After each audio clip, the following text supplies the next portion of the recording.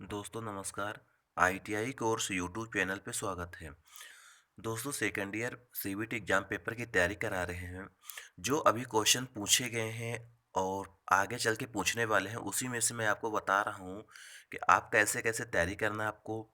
और CBT exam paper जो हो रहे हैं कहाँ से क्वेश्चन उठा रहे हैं, तो आप लोग क्वेश्चन पेपर देख लेना। क्या ये पेपर आ चुका है या नहीं, जो स्टूडेंट बता रहे हैं उसी के एनालिसिस क्वेश्चन को कर रहे हैं। अभी तक मैंने 50 क्वेश्चन डाल दिए हैं। Second year CBT exam paper के नाम से प्लेलिस्ट बनी हुई है, वहाँ पे आप लोग चले जाना और ये क्वेश्चन पेपर ज़रूर देख के जाना एग्ज़ाम देने जा रहे हो तो। दोस्तों चैनल पे नए हो तो चैनल को सब्सक्राइब कर लेना और अपने दोस्तों तक शेयर जरूर करना। चलिए आते हैं क्वेश्चन नंबर 51 पे। 51 क्वेश्चन नंबर ये बोल रहा है कि सिंप्लेक्स वेब बाउंड आर्मेचर के साथ एक 4 पोल डीसी जनरेटर में 1020 कंडक्टर हैं और 1500 आरपीएम की गति से संचालित हैं। फ्लक्स पोल 0.007 वेबर है। उत्पादित ईएमएफ की गणना करें। अभी जो इसका राइट आंसर आएगा 51 का सी नंबर आएगा, 357 वोल्ट। अगला क्वेश्चन है, बड़े डीसी जनरेटर में आर्मेचर प्रतिक्रिया के प्रभाव को कैसे बेअसर किया जा सकता है। जो बड़े बड़े डीसी जनरेटर होते हैं जो उसमें आर्मेचर रिएक्शन होता है, आर्मेचर रिएक्शन के प्रभाव को कैसे हम लोग हटा सकते हैं, कैसे बेअसर कर सकते हैं। इसका जो राइट आंसर है ए नंबर है, कंपनसेटिंग बाइंडिंग का उपयोग करके। दोस्तों एक कंपनसेटिंग बाइंडिंग होती है, उसको यूज करके हम लोग आर्मेचर रिएक्शन को हटा सकते हैं यानी कम कर सकते हैं।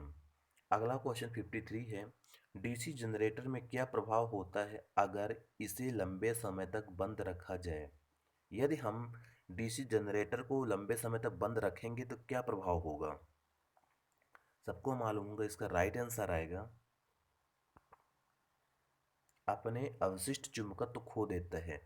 क्या होता है जब जनरेटर को हम बहुत दिनों से यूज नहीं करते, उसको चालू नहीं करते, जो उसके फील्ड वाइंडिंग में फ्लक्स स्टोर होता है वो फ्लक्स धीरे धीरे करके ख़त्म हो जाता है। फिर जैसे हम जनरेटर को चालू करते हैं तो हमारी जनरेटर बिजली बनाना बंद कर देती है। इसीलिए जनरेटर को कुछ दिनों बाद स्टार्ट करना चाहिए 10 से 5 मिनट के लिए, ताकि अवशिष्ट चुंबकत्व बना रहे फील्ड वाइंडिंग में और हमारा जनरेटर अच्छा सेफ रहे। अगला क्वेश्चन ये है,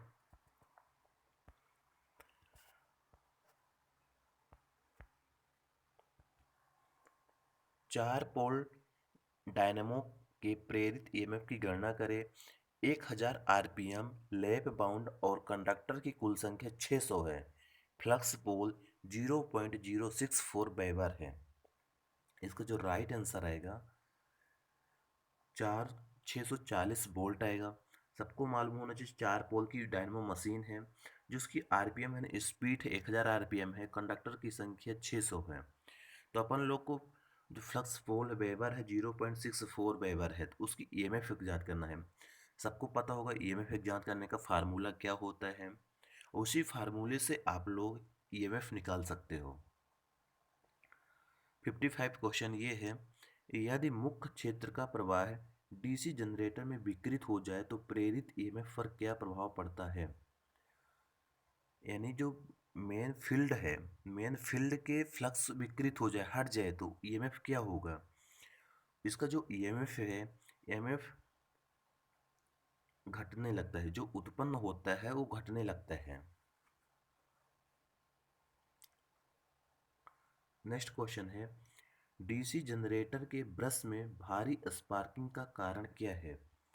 जो जनरेटर होता है उसमें जो स्पार्किंग आती है, स्पार्किंग होने का कारण क्या है।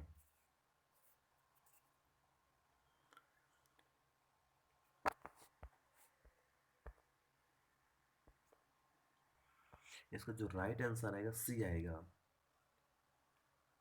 एंड जीएनए की स्थिति बदल गई है।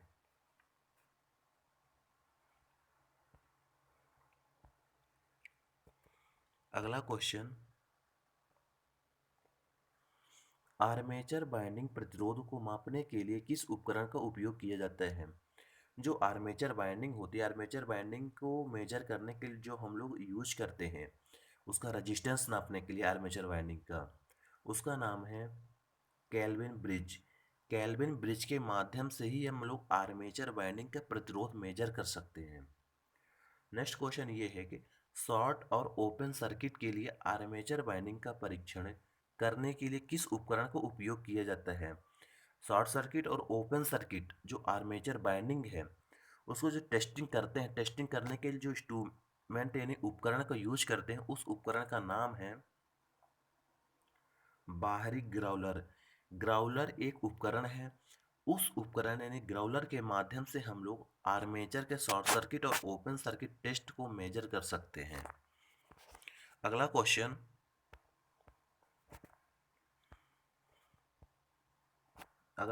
ये है कि डीसी मोटर की गति नियंत्रण विधि का क्या नाम है?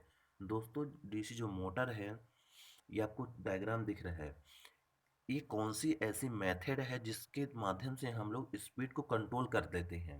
वो मेथड पूछ रहा है, डायग्राम भी दिखाया गया है। सबको पता होगा आर्मेचर डायवर्टर मेथड है।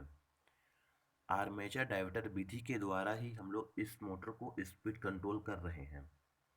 ये हमारा आर्मेचर है, ये फील्ड वाइंडिंग है यानी डायवर्टर है। इसी के माध्यम से हम लोग मोटर की स्पीड को कंट्रोल कर रहे हैं। अगला क्वेश्चन ये है, डीसी फील्ड कॉयल के लिए किस बाइंडिंग तार का उपयोग किया जाता है? जो डीसी में फील्ड वाइंडिंग यूज करते हैं, फील्ड कॉयल को यूज करते हैं, उस बाइंडिंग वायर का नाम है सुपर इनेमल्ड तांबे के तार। सुपर इनेमल्ड तांबे के तार के माध्यम से ही हम लोग बाइंडिंग करते हैं फील्ड कॉयल का। अगला क्वेश्चन, डीसी मोटर की गति की गणना करने के लिए किस सूत्र का उपयोग किया जाता है? जो डीसी मोटर होती है, डीसी मोटर की जो स्पीड यानी गति, जो उसकी स्पीड की गणना करने के लिए जो फार्मूला यूज करते हैं उस फार्मूले का नाम है एन बराबर ई बी बटे five. Right answer A number होगा। नेक्स्ट क्वेश्चन है, 4 पोल डीसी मोटर की आर्मेचर में डुप्लेक्स लैप बाइंडिंग में कितने समानांतर रास्ते होते हैं? 62 में। इसका जो राइट आंसर आएगा डी, यानी 4 पोल की डुप्लेक्स है तो 4 × 2 डुप्लेक्स है तो 8 हो जाएगा इसका आंसर। सिंप्लेक्स होती तो 4 ही रहता है, ट्रिप्लेक्स होती तो मल्टीप्लाई 3 कर देते, सबको आता होगा। आर्मेचर के घूमने की दिशा कौन सा नियम निर्धारित करता है? जो आर्मेचर की घूमने की दिशा होती है वो जो निर्धारित करता है फ्लेमिंग के बाएं हाथ का नियम। मोटर में फ्लेमिंग के बाएं हाथ के नियम के माध्यम से हम लोग आर्मेचर की दिशा निकाल सकते हैं कि कैसे घूम रहा है। नेक्स्ट क्वेश्चन ये रहेगा, आपको डायग्राम दिख रहा है, डीसी मोटर का क्या नाम है? ये डायग्राम है डीसी मोटर का। पूछ रहा है कि इस डीसी मोटर के नाम क्या है? इसको जो राइट आंसर आएगा संट मोटर। संट मोटर क्यों? क्योंकि जो फील्ड वाइंडिंग है आर्मेचर के पैरेलल पे लगाई गई है, इसलिए ही इसको संट मोटर बोलते हैं। अगला क्वेश्चन, डीसी मोटर में करंट की दिशा किस नियम से निर्धारित होती है? जो डीसी मोटर होती है उसमें जो करंट के दिशा होती, करंट की दिशा को निर्धारित करने के लिए फ्लेमिंग के बाएं हाथ के नियम के माध्यम से हम लोग करंट की दिशा को निर्धारित करते हैं। अगला question,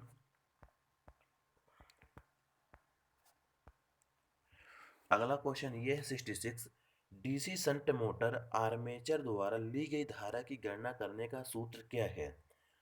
DC shunt motor armature द्वारा जो ले जाती है करंट, उसकी जो फार्मूला होता है,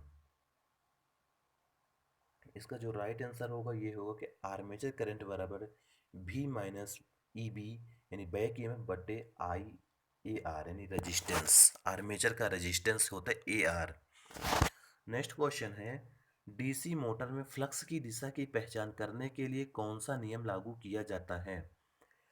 डीसी मोटर में फ्लक्स की दिशा, जो हम लोग फ्लक्स की दिशा एग्जात करने के लिए जो यूज करते हैं वो है फ्लेमिंग के बाएं हाथ का नियम। फ्लेमिंग के बाएं हाथ के नियम के माध्यम से हम लोग डीसी मोटर में फ्लक्स की दिशा ज्ञात कर सकते हैं और फ्लेमिंग के दाएं हाथ के नियम के माध्यम से जनरेटर के ईएमएफ की दिशा ज्ञात कर सकते हैं। सब कोई पढ़े होंगे, सबको मालूम होना चाहिए तो चीज। अगला क्वेश्चन ये है, डीसी मोटर के प्रकार को नाम दें।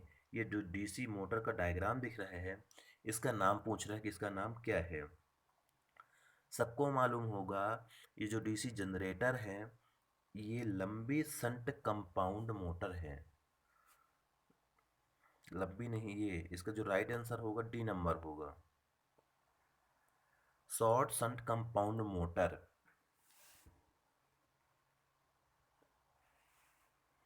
नेक्स्ट क्वेश्चन 69 होगा, डीसी मोटर में ईएमएफ की गणना करने का सूत्र। डीसी मोटर में जो ईएमएफ निकालने का जो फार्मूला होता है, सबको पता होगा कि ईबी बराबर पी फाई यानी फाई जेड एन बटे 60 ए होते हैं। इसका जो राइट आंसर आएगा सी नंबर आएगा। अगला क्वेश्चन,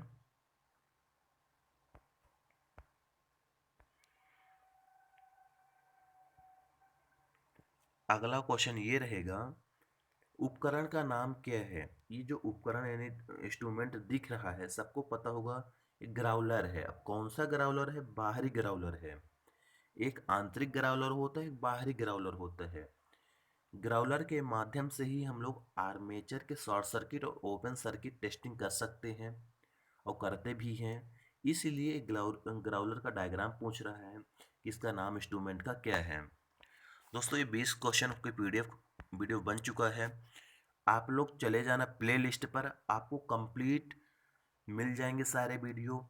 लिखा होगा वहाँ पे प्ले लिस्ट पर second year CBT exam paper all, वहाँ पे चले जाएंगे तो आप लोगों की पूरी पेपर की तैयारी करवाने का पीडीएफ की वीडियो मिल जाएंगे। आप लोग को ज़रूर देख लेना, क्योंकि ऐसे क्वेश्चन बार बार रिपीट हो रहे हैं।